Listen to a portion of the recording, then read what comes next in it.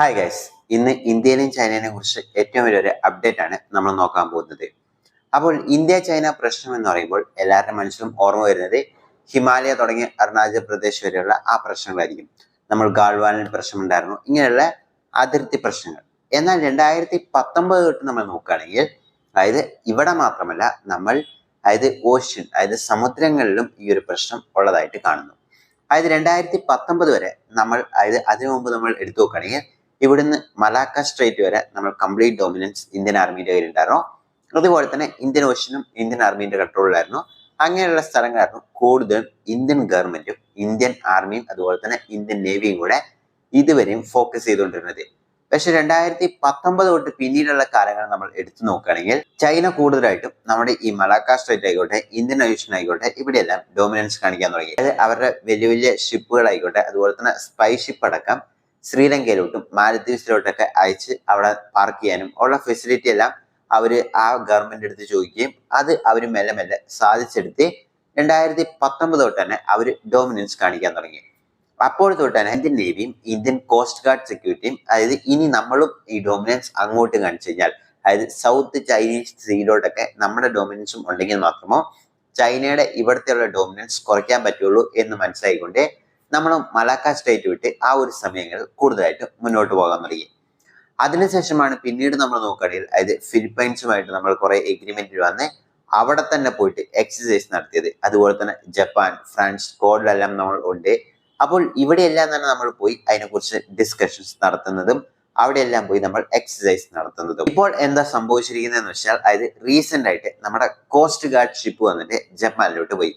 ജപ്പാനിലോട്ട് പോയത് ഒരു ഫ്രണ്ട്ലി രാജ്യമാണ്. അപ്പോൾ ഇങ്ങനെ എക്സസൈസിനും മറ്റു കാര്യത്തിനൊക്കെ വേണ്ടി നമ്മൾ നോർമൽ രീതിയിൽ തന്നെയാണ് പോയത്, അല്ലാണ്ട് അതിനുള്ളിൽ വേറെ ഒരു ദുരുദ്ദേശവും ഇല്ല. നമ്മൾ ജപ്പാനിലോട്ട് പോയി. അപ്പോൾ ജപ്പാനിലോട്ട് പോകുന്ന വഴി ഫിലിപ്പൈൻസ് ഉണ്ടല്ലോ, അപ്പോൾ ഈ ഫിലിപ്പൈൻസിന്റെ ഇത്ര നോട്ടിക് മൈൽ, ഇപ്പോൾ ഇന്റർനാഷണൽ ബോർഡർ ലോ അനുസരിച്ച് ഒരു രാജ്യത്തിന്റെ ഇത്ര നോട്ടിക് മൈൽ ദൂരത്തിന് അവരുടെ കടൽ തന്നെയാണ്. അതിൻ്റെ ഉള്ളിൽ വേറെ ഒരു ഗാർഡിന് പോയി നിൽക്കാൻ പാടില്ല. അങ്ങനെയാണ് ഉള്ളത്. അപ്പോൾ ഇതേ രീതിയിൽ ഫിലിപ്പൈൻസിനും ഓഷ്യൻ ഉണ്ട്. പക്ഷെ ചൈന അത് മെല്ലെ മെല്ലെ മെല്ലെ മെല്ലെ പിടിച്ചെടുത്തുകൊണ്ട് ഫിലിപ്പൈൻസിന്റെ കംപ്ലീറ്റ് ഓഷ്യനും ചൈനയുടെയാന്ന് പറഞ്ഞിട്ടാണ് ക്ലെയിം ചെയ്യുന്നത്. ക്ലെയിം ചെയ്യുന്ന മാത്രമല്ല അവരവിടെ പോയിട്ട് അവരുടെ എല്ലാവിധ എക്സസൈസും അവരുടെ ഷിപ്പ് അടക്കം പോയിട്ട് ഈ ഫിലിപ്പൈൻസിന്റെ അടുത്ത് വരെ പോയി നിൽക്കുന്നുണ്ട്. അപ്പോൾ ചൈനയുടെ സ്ഥിരമുള്ള സ്ട്രാറ്റജിയും ഇത് തന്നെയാണ്. ആദ്യം ഒരു നോട്ടിക് മൈൽ മെല്ലെ കൂട്ടി വെക്കും, അവിടെ മെല്ലെ മെല്ലെ മെല്ലെ അവരുടെ പ്രസൻസ് കാണിച്ചതിന് ശേഷം അവിടേക്ക് അവരുടെ കാർഗോ ഷിപ്സുകളും അതും എല്ലാം തന്നെ മെല്ലെ മെല്ലെ ആ ഒരു റീജിയനിലൂടെ പോകാൻ ശ്രമിക്കും. അതുപോലെ തന്നെ അവരുടെ ഫിഷർമാൻ, ഈ മീൻ പിടിക്കുന്ന ആൾക്കാരെല്ലാം മത്സ്യത്തൊഴിലാളികളെല്ലാം അങ്ങോട്ട് മെല്ലെ മെല്ലെ മെല്ലെ മെല്ലെ മെല്ലെ കയറ്റി കൊണ്ടുപോകലാണ് പതിവ്. അപ്പോൾ ഈ സൗത്ത് ചൈനീസ് സീൽ ഇപ്പോൾ നമ്മൾ നോക്കുകയാണെങ്കിൽ അവർ ഏകദേശം 9 നോട്ടിക് മൈൽ ദൂരത്തോളം അവരുടേതാന്ന് പറഞ്ഞിട്ടാണ് ഇപ്പോൾ ക്ലെയിം ചെയ്യുന്നത്. ലിറ്ററലി പറയുകയാണെങ്കിൽ ഫിലിപ്പൈൻസിന് ഒരു സ്ഥലം പോലും അവരുടേതല്ല എന്നറിയാം. അപ്പോൾ ഫിലിപ്പൈൻസിന് പറയാം ഈ ഒരു ത്രെറ്റ് ഉണ്ടെന്ന്. അതുകൊണ്ട് തന്നെയാണ് ചൈനയെ കൗണ്ടർ ചെയ്യാൻ വേണ്ടി ഇന്ത്യയുടെ അടുത്ത് ബ്രഹ്മോസ് അവർ വാങ്ങിയതും ബ്രഹ്മോസിന്റെ അടുത്ത വെർഷൻസും അതുപോലെ തന്നെ അടുത്ത കൂടുതലായിട്ടും ബാറ്ററീസും അവർ വാങ്ങാൻ വേണ്ടി ഇപ്പോൾ പുതിയതായി ഡിസ്കഷനും നടക്കുന്നുണ്ട്. അപ്പോൾ ചൈന കൂടുതലായിട്ടും ഇവിടെ ഡോമിനൻസ് കാണിക്കുകയാണ്. ഇതിന് പ്രധാനമായിട്ടും ഒരു കാര്യം എന്താണെന്ന് വെച്ചാൽ ഇവിടെ യു എസിന്റെ ഇൻഫ്ലുവൻസ് കുറഞ്ഞു. അമേരിക്ക കൂടുതലായിട്ടും ഇപ്പോൾ മിഡിൽ ഈസ്റ്റ് ആണ് അവരുടെ കംപ്ലീറ്റ് ഫ്ലീറ്റും മറ്റു കാര്യങ്ങളെല്ലാം കൊണ്ടുപോയി നിർത്തിയിരിക്കുന്നത്. അപ്പോൾ ആകെ ഒന്ന് ഇവിടെ മാത്രമാണ്. ഇവിടെ എന്ന് പറയുമ്പോൾ അമേരിക്കയിൽ കുറേയധികം കമ്മിറ്റ്മെന്റ്സ് ഉള്ള സ്ഥലങ്ങളാണ്. ഫിലിപ്പൈൻസുമായിട്ട് അവർക്ക് കൂടുതൽ കമ്മിറ്റ്മെന്റ്സ് ഉണ്ട്. അതുപോലെ തന്നെ ജപ്പാൻ എന്തെങ്കിലും പ്രശ്നമാണെങ്കിൽ ആ ഒരു ഷിപ്പ് അങ്ങോട്ട് പോകണം. ഇതുപോലെ തന്നെ തായ്വാനും ചെറിയൊരു പ്രൊട്ടക്ഷൻ ഇപ്പോൾ കൊടുക്കുന്നുണ്ട്. ട്രംപ് വന്നുകൊണ്ട് തായ്വാന്റെ പ്രൊട്ടക്ഷൻ ഇനി ഒന്ന് റിവൈവ് ചെയ്യായിരിക്കും. അപ്പോൾ ആകെ മൊത്തം നോക്കുകയാണെങ്കിൽ ഒറ്റ ഷിപ്പ് ഉള്ളൂ. അപ്പോൾ ഇവിടെ ചൈനക്കറിയാം അമേരിക്കയ്ക്ക് കംപ്ലീറ്റ് ഡൊമിനൻസ് ഇപ്പോൾ നടത്താൻ പറ്റില്ല എന്ന്. അതുകൊണ്ട് തന്നെ ചൈന ഇപ്പോൾ അഗ്രസീവായിട്ട് ഇതിൽ പോയിക്കൊണ്ടിരിക്കുകയാണ്. ഇപ്പോൾ റീസെന്റ് ആയി സംഭവിച്ചതെന്ന് വെച്ചാൽ നമ്മൾ ജപ്പാനിലോട്ട് പോയിട്ട് നമ്മുടെ കോസ്റ്റ് ഗാർഡ് ഷിപ്പ് വരുമ്പോൾ നേവി ഷിപ്പ് അല്ല, കോസ്റ്റ് ഗാർഡ് ഷിപ്പാണ്. അപ്പോൾ ഇതിന്റെ രണ്ടിനും ഡിഫറൻസ് എന്താണെന്ന് വെച്ചാൽ കോസ്റ്റ് ഗാർഡ് എന്ന് പറയുമ്പോൾ ഒരു പോലീസ് പോലെ നമ്മുടെ കോസ്റ്റൽ റീജിയൻ മൊത്തം പ്രൊട്ടക്ട് ചെയ്യുന്നത്. പക്ഷെ നേവി ആണെങ്കിൽ നേവിന്റെ കീഴിൽ ഡയറക്ടറേറ്റ്, ഇന്ത്യൻ ആർമിന്റെ കീഴിൽ ഡയറക്റ്റ് വരുന്നതാണ്. പക്ഷെ ഇത് കോസ്റ്റലാണ്, ഇന്റേണൽ അഫയേഴ്സിന്റെ അടിയിൽ വരുന്നതാണ്. പക്ഷെ ചൈനയിൽ ഇത് രണ്ടും ഒരേ പൊസിഷൻ തന്നെയാണ് വരുന്നത്, ആർമിയുടെ കീഴിൽ തന്നെയാണ് വരുന്നത്. ഇതിന് കൂടുതൽ പവർ ചൈന കൊടുത്തിട്ടുമുണ്ട്.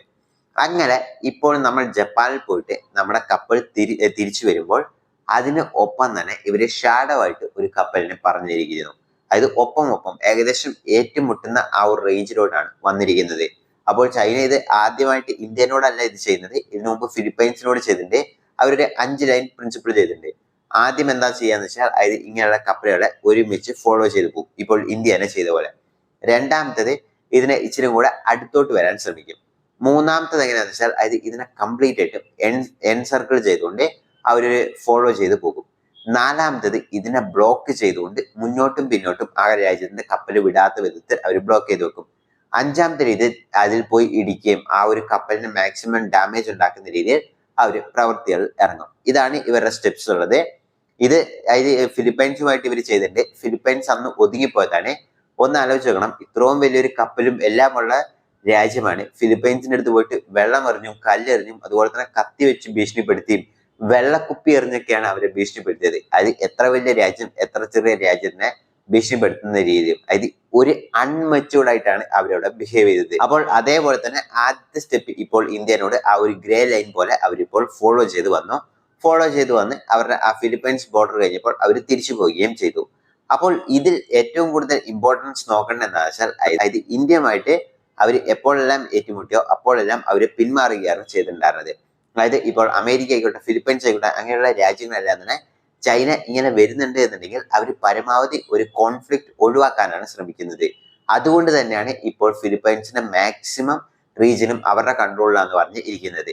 പക്ഷെ ഇന്ത്യ അങ്ങനെയല്ല. 2019 ഗാൽവാനിൽ ഒരു പ്രശ്നം ഉണ്ടായപ്പോൾ നമ്മൾ എങ്ങനെ അതിനെ പ്രതിരോധിച്ചു നിന്നോ ഇന്ന് ചൈന വേറെ വഴിയില്ലാതെ അവിടുന്ന് വിഡ്രോ ചെയ്യേണ്ടിയാണ് വന്നത്. അപ്പോൾ ഈ ഒരു പ്രവൃത്തി കൊണ്ട് തന്നെ ഇന്ത്യ മാക്സിമം ടാർഗറ്റ് എങ്ങനെയാണെന്ന് വെച്ചാൽ അതായത് ചൈനയുടെ ഇൻഫ്ലുവൻസ് എവിടെയൊക്കെ ഉണ്ടോ അവിടെയൊക്കെ നമ്മളും എത്തിച്ചേരാൻ വേണ്ടിയാണ് ഇപ്പോൾ കോഡുമായിട്ട് നമ്മൾ ഇപ്പോൾ ഉള്ളത്.